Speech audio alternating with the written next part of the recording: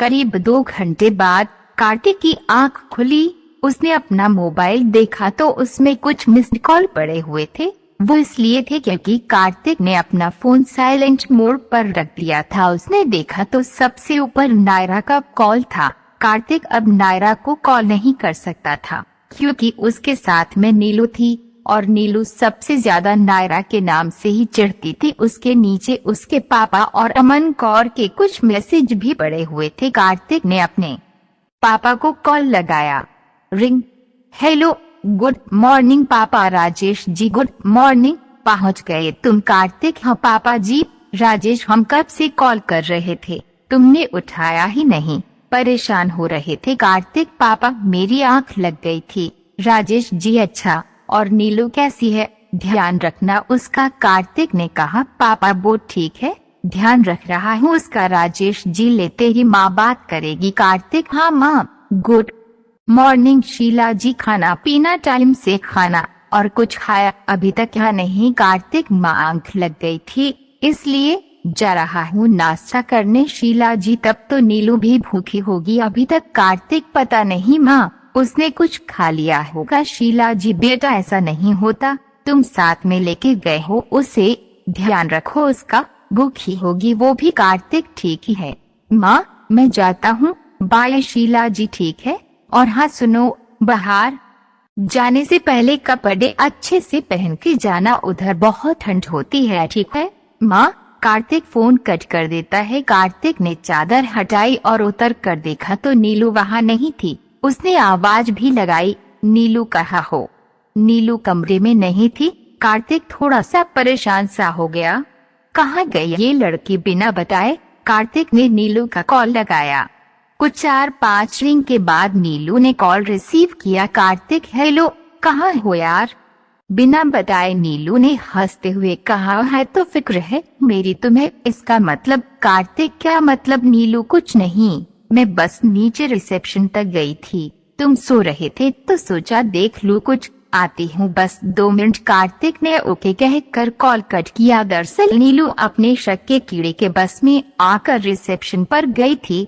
उसे उन लड़कियों की डिटेल्स चाहिए थी, इसलिए उसने रिसेप्शन पर जाकर सामने वाले रूम का नंबर बताते हुए पूछा, क्या मुझे इस रूम में रुके हुए गेस्ट का नाम पता चल सकता है? एक्चुअली मेरे जानने वाले भी इसी होटल में रुके हैं, लेकिन उनका नंबर बंद आ रहा है। रिसेप्शन पर बैठी लड़की ने सिक्योरिटी का मामला बताते हुए इंफॉर्मेशन शेयर करने से मना कर दिया। इट्स ओके कहते हुए नीलू वापस आने लगती है, लेकिन उसका दिमाग चलना बंद नहीं होता है। जब नीलू रूम में वापस आई तो कार्तिक उसे निहारता ही रह गया।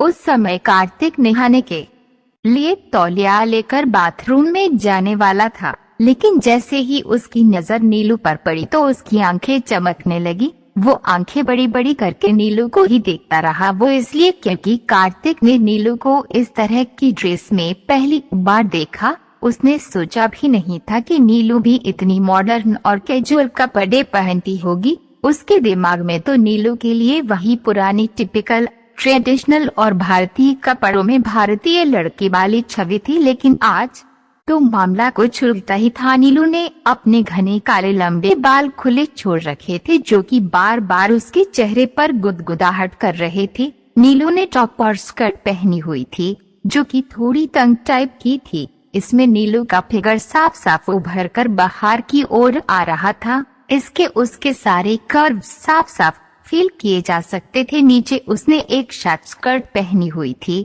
जिसमें उसकी मांसल जांघें किसी का भी मन मोह सकती थी। कार्तिक को ऐसे अपनी ओर घूरते देख नीलू शर्मा गई और नजरें चुराते हुए बोली, ऐसे क्यों देख रहे हो? कार्तिक ने अपनी नजरें इधर उधर करते हुए कहा, कुछ नहीं, बस ऐसे ही, तुमने कपड़े थोड़े ज्यादा ही सेक्सी पहने हुए हैं। तो वहीं नीलू ने शर्माते हुए कहा, क्या मैं इन कपड़ों में अच्छी नहीं लग रही? नीलू का सवाल सुनकर कार्तिक सोचने लगा, अच्छी की ऐसा लग रहा है नहाने बाद में जाऊं, पहले तुम्हें हक कर लूं और सारी सीमाएं लांघा दूं? कार्तिक बोला, बहुत खूबसूरत लग रही हूँ। नीलू ने एक स्माइल पास करते हुए बोली, जाइए न आप अंदर जाकर नहा लो, मुझे शर्म आ रही है, आप नंगे खड़े हैं। कार्तिक ने अपनी ओर देखते हुए जल्दी से अपनी कमर पर तौलिया लपेटते हुए बाथरूम में घुस गया। कार्तिक की ऐसी हरकत को देखकर नीलू से अपनी हंसी नहीं रोकी गई।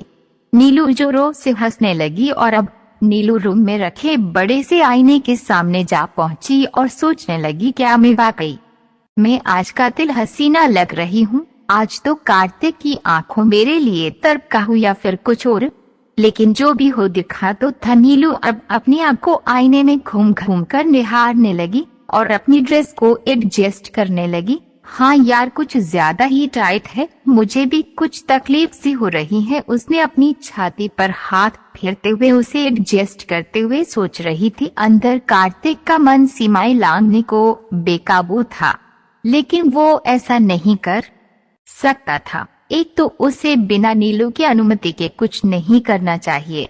ये सोचते हुए कार्तिक ने